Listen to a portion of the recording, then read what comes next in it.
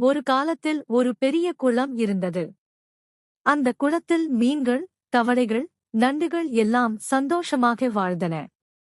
அந்த நண்டுகளில் ஒன்று மட்டும் மிகவும் நேர்மையானது. அதன் பெயர் நல்லன்.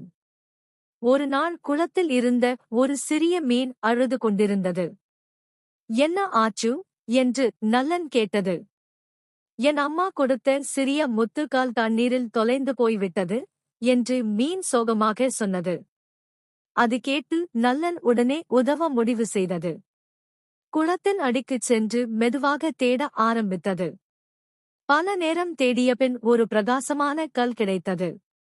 ஆனால் அது சிறிய மீன் சொன்ன கல் அல்ல. அது இன்னும் பெரிய, அழகான முத்து. நல்லன் யோசித்தது. இதை நான் வைத்துக் கொள்ளலாம். யாருக்கும் தெரியாது.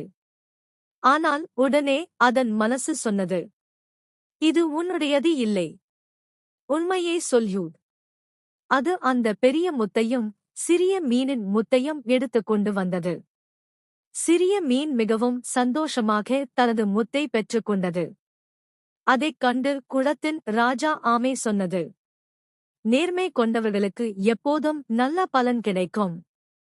அன்று முதல் நல்லன் எல்லோராலும் மதிக்கப்பட்டது. கதை சொல்லும் பாடம். நேர்மை என்பது பெரிய செல்வம்.